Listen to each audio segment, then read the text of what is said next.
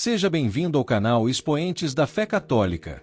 Hoje, vamos explorar uma visão impressionante que Jesus concedeu a Santa Brígida sobre o julgamento de uma alma.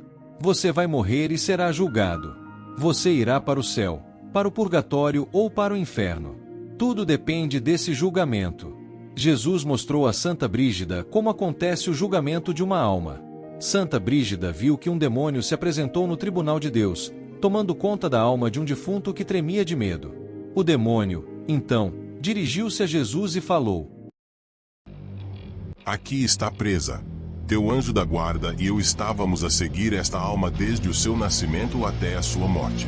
O anjo para defender e eu para lhe fazer dano. Mas ao fim, ela caiu em minhas mãos e, para atingi-la, sou tão ávido e impetuoso como a torrente da tempestade que cai de cima, a qual arrasta tudo. Nada resiste, senão algum forte fundamento como âncora, isto é, como a tua justiça.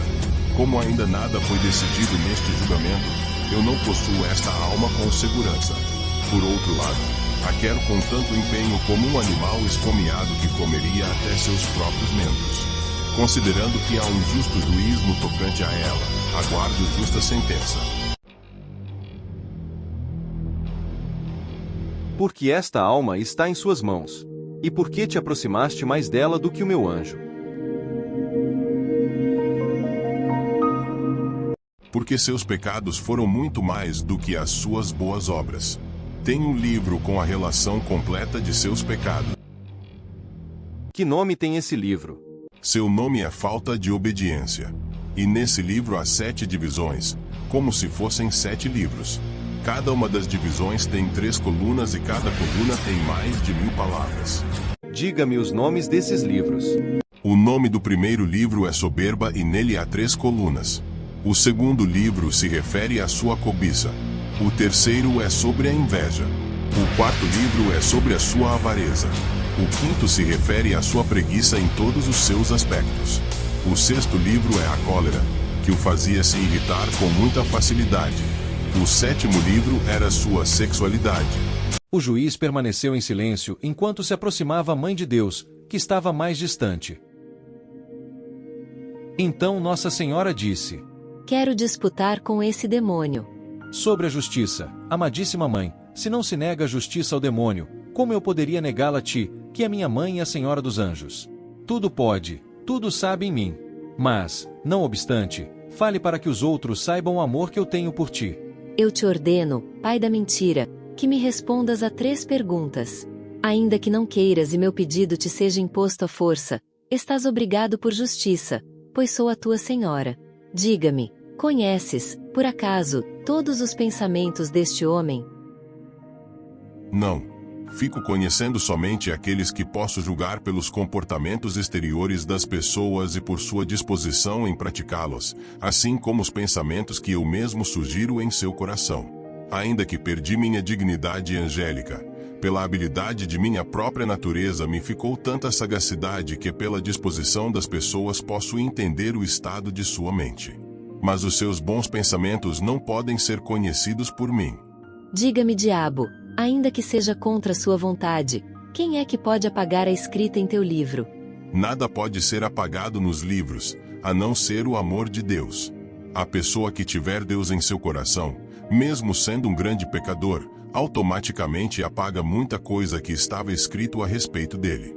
Diga-me, diabo, há porventura algum pecador tão imundo e tão afastado de meu filho que não possa alcançar o perdão enquanto vive sua existência? Ninguém é tão pecador que, se quiser, não possa alcançar a graça de Deus enquanto vive. Sempre que alguém, por grande pecador que seja, muda sua vontade e sua disposição ruim em boa, revela que tem o amor de Deus e quer permanecer nele. Isto acontecendo, todos os demônios não são bastante para arrancá-lo do bem e levá-lo para o mau caminho novamente. Esta alma retornou a mim no final de sua vida. E ela me disse: Vós sois a Mãe da misericórdia e o auxílio dos infelizes. Eu sou indigno de suplicar ao vosso Filho, porque meus pecados são graves e muitíssimos. De modo audacioso, provoquei a ira dele, porque amei mais os meus prazeres e o mundo que a Deus, meu Criador. Por isso, eu rogo, tenha misericórdia de mim. vós que não negais a ninguém que lhe peça, e, portanto, me volto a vós e prometo que, se viver, quero me corrigir e retornar, por minha vontade, ao vosso filho, e não amar nenhuma outra coisa senão a ele. Com tais palavras e com esse propósito, esta alma veio a mim no final de sua vida. Eu pergunto, não devia ouvi-la? Se de todo o coração e com firme propósito de se corrigir na sua existência, faz uma súplica desta a outro, não merece ser ouvido? E quanto mais eu, que sou a mãe da misericórdia, não devo ouvir a todos os que invocam o meu auxílio? Nada sei a respeito desse propósito, mas se é segundo dizes, provo com razões manifestas. És indigno que eu te responda, no entanto, porque isto se faz para proveito de outros. Vou te contestar, tu, miserável, falaste que nada daquilo que está escrito em teu livro pode ser apagado, senão pelo amor de Deus. Meu filho, faça que o diabo abra esse livro e leia, e veja se tudo está ali escrito por completo ou se tem algo apagado. Onde está o teu livro? Em meu ventre. Qual é o teu ventre? É a minha memória, porque no ventre está toda a imundícia, fedor. Assim, em minha memória está toda a perversidade e malícia que como péssimo fedor, cheira em tua presença. Pois quando por mim eu soube, me afastei de ti da tua luz, achei em mim toda a malícia e se obscureceu a minha memória. Com respeito às coisas boas de Deus, ficou nesta memória escrita toda a maldade dos pecados. Te ordeno que vejas com esmero e procure em teu livro o que está escrito, e se algo foi apagado sobre os pecados desta alma. E diga publicamente: Olha o meu livro e vejo as coisas escritas de modo diferente do que eu pensava. Vejo que foram apagados aqueles 7 livros, divisões do livro, da falta de obediência, que eu tinha nomeado anteriormente, e nada resta deles no meu livro senão atrevimentos e licenciosidades. Então Jesus disse ao anjo da guarda da alma: Onde estão as boas obras desta alma? Senhor, todas as coisas estão na vossa pressa e conhecimento, tanto as presentes como as passadas e as futuras. Tudo nós conhecemos e vemos em vós. E vós, em nós, nem necessitamos de numerá-los, porque todos eles vós conheceis. Mas por que quereis mostrar o vosso amor? O Senhor manifesta a vossa vontade, a quem vos satisfaz, desde que no princípio uniu esta alma ao corpo. Eu estive sempre com ela. E tenho também escrito um livro de suas boas obras.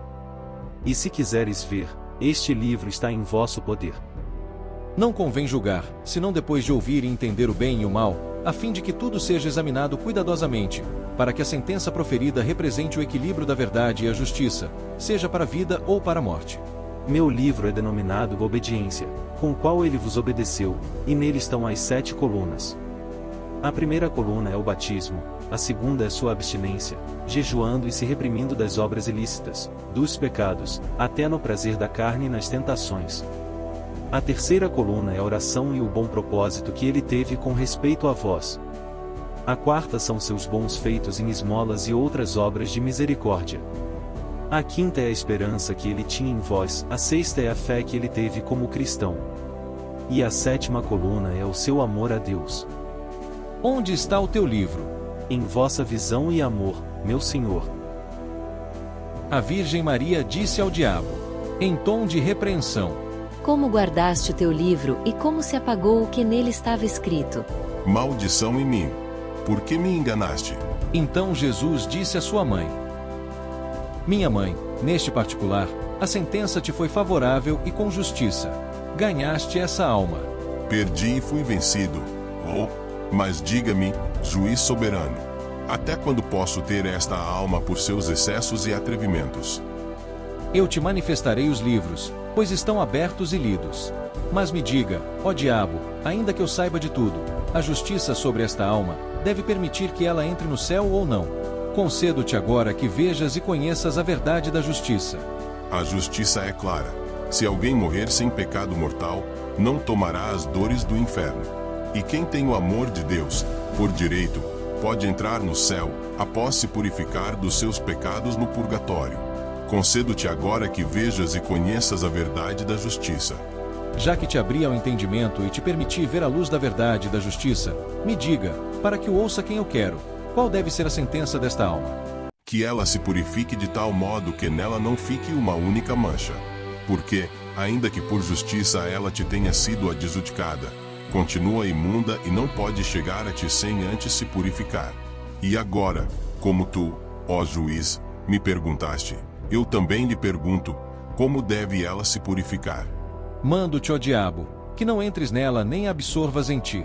Mas ela deve ser purificada até que esteja limpa e sem mancha, pois, segundo sua culpa, padecerá a sua pena. Então Jesus deu a sentença daquela alma. De 3 modos aquela alma pecou na visão, de 3 modos no ouvido e de 3 outros modos no tato. Portanto, a alma deve ser castigada de 3 modos em cada um destes sentidos. Na visão, primeiro, deve ver e entender todos os seus pecados e abominações. Segundo, deve contemplar toda a malícia dos demônios. Terceiro, deve enxergar todas as suas misérias e as terríveis penas das outras almas. No ouvido, primeiro, ouvirá um horrível ai, porque preferiu escutar os seus próprios louvores e os encantos do mundo. Segundo, ouvirá os horrorosos clamores e as zombarias dos demônios. Terceiro, será atormentada pelos opróbrios e as intoleráveis misérias, pois ouviu mais e com mais prazer os amores e os favores do mundo do que os de Deus, servindo ao mundo com mais empenho do que a Deus. No tato, primeiro, arderá em um fogo intensamente abrasador, interiormente e exteriormente, de maneira que na alma não reste a menor mancha sem ser purificada pelo fogo. Segundo, padecerá um imenso frio, porque ardia em sua cobiça e era frio no amor a Deus. Terceiro, estará nas mãos dos demônios, para que não tenha nem o menor pensamento, nem a mais leve palavra que não seja purificada, até que fique como ouro refinado no crisol e na forja, conforme a vontade de seu dono. Até quando estará esta alma nesta pena? Posto que sua vontade fosse viver no mundo, tão grande era o seu desejo que, por sua própria vontade, teria permanecido vivendo no corpo até o final dos tempos. Por isso, esta pena durará até o fim do mundo. A minha justiça é clara. Todo aquele que tem o amor de Deus, e com todo o empenho, deseja e aspira estar comigo, separando-se do mundo, esse, sim, terá o céu como recompensa. Pois as provas e dificuldades da vida presente serão a sua purificação. Aquele que teme a morte por causa dos pecados, e com medo da intensa pena futura, deseja mais tempo para se emendar, deve ter uma pena leve no purgatório. Porém, aquele que, esquecendo-se de mim, deseja viver até o dia do juízo, ainda que não peque mortalmente, pelo imenso desejo de viver que tem, deverá sofrer uma pena perpétua até o dia do juízo. Bendito seja meu filho, por tua justiça, que é plena de misericórdia. Ainda que nós o vejamos e saibamos tudo em ti, diga-me, para a inteligência e conhecimento das pessoas, que providências devem ser tomadas para diminuir tão longo tempo de pena? Qual seria o caminho a seguir para evitar um fogo tão cruel? E como também poderá esta alma se livrar das mãos dos demônios? Nada posso te negar, pois és a mãe da misericórdia, aquela que a todos oferece consolo e compaixão. Existem 3 formas que podem diminuir o longo tempo das penas da alma, apagando o fogo terrível e livrando-a das mãos do demônio. A devolução do que foi injustamente tomado. Se alguém roubou, tomou ou reteve algo de outrem e não restituiu conforme a justiça, deve fazê-lo. A alma precisa purificar-se, seja pelas súplicas dos santos, pelas esmolas e boas obras dos amigos, ou por uma purificação necessária e suficiente. A compensação por usura através de esmolas generosas. Essas esmolas apagam o pecado, assim como a água apaga a sede. A oferenda do meu corpo no altar, celebrações de missas, confissões sacramentais, sagradas comunhões e as orações dos meus amigos ajudam a libertar a alma dessas penas. Essas 3 formas libertam a alma das 3 penas, e as boas obras realizadas por ti em nome dela agora servem de refrigério e consolo. Não perguntas porque desconheças, pois sabes e vês tudo em mim, mas o fazes para que seja mostrado aos outros. Por meu amor, até a palavra mais insignificante não ficará sem recompensa, assim como o pensamento mais breve em minha honra. Tudo o que foi feito por mim agora está diante dela e serve de refrigério em sua pena, diminuindo o ardor que de outra forma sofreria. Porque essa alma está imóvel, como quem não move mãos nem pés contra o seu inimigo e, não obstante, ela vive. De mim escreveu o profeta que fui como um cordeiro emudecido diante de quem o tosquiava. E, de fato, permaneci em silêncio diante dos meus inimigos. Portanto, a justiça determina que esta alma, por não ter demonstrado interesse pela minha morte e por tê-la considerado sem importância, agora esteja como um menino que, nas mãos dos homicidas, não fala e permanece em silêncio. Bendito seja meu dulcíssimo filho, que em nada comete injustiça. Disseste, meu filho, que esta alma poderia ser socorrida pelos seus amigos e pela igreja, onde rezam os teus fiéis e os teus devotos. Por outro lado, sabes bem que ela me serviu de 3 modos. Com abstinência. Jejuava nas vigílias das minhas festividades e também nos dias delas. Por meio da oração, recitava o meu ofício com devoção. Com louvores, cantava em minha homenagem. Assim, meu filho, como ouves os teus amigos que falam e cantam o teu nome na terra, te rogo que também te dignes a me ouvir. Sempre se mostram mais benevolentes as súplicas das pessoas prediletas de um santo. E como tu és quem mais amo sobre todas as coisas, peço que concedas o que quiseres. Esta alma padece de 3 penas na visão, 3 no ouvido e 3 no tato. Te suplico, então, meu filho amadíssimo, que diminua uma pena da visão, para que ela não veja os horríveis demônios. Ainda que continue a sofrer as outras penas, porque tua justiça assim o exige, confio na justiça de tua misericórdia, a qual não me oponho. Te peço também que, no ouvido, diminua uma pena, para que ela não ouça a desonra e a confusão que a atormentam. Por fim, rogo que no tato lhe tires uma pena, para que não sinta o frio maior que o gelo, ainda que o mereça. Bendita seja a amadíssima Mãe, a ti nada se pode negar. Faça-se a tua vontade e seja conforme o teu pedido. Naquele instante apareceu um santo com outros santos e disse: Louvado seja meu Senhor, nosso Deus, Criador e Juiz de todos. Esta alma, em vida, foi minha devota. Jejuou em minha honra, louvou-me e fez súplicas assim como os vossos amigos que aqui estão presentes. Por isso, suplico por ela e por nós, que tenhais compaixão desta alma pelas nossas intercessões. Concedei-lhe descanso e uma pena justa, e que os demônios não tenham poder de obscurecer a sua consciência. Pois, se não contiverdes a sua fúria, obscurecerão a alma de tal maneira que ela jamais conseguiria esperar o fim de seu sofrimento ou alcançar a glória, a menos que seja vossa vontade olhar para ela com especial graça. Portanto, piedosíssimo Senhor, concedei-lhe, por nossas súplicas, que, em qualquer pena que venha a receber, tenha certeza de que, ao fim dela, poderá alcançar a glória eterna. Assim o exige a verdadeira justiça, pois esta alma afastou muitas do entendimento das coisas eternas e buscou obscurecer a própria consciência, sem temer trabalhar contra mim. Por isso, é justo, repito, que os demônios obscureçam sua consciência. No entanto, porque vós, meus amadíssimos amigos, ouvistes minhas palavras e as colocastes em prática, nada vos será negado. Assim, farei o que pedis. Bendito seja Deus em toda a vossa justiça. Julgas justamente, e não deixas nada sem castigo.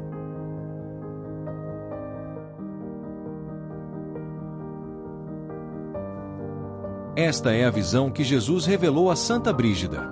Que possamos, meus irmãos, buscar sempre o caminho para o céu e manter nossos olhos fixos em Jesus crucificado.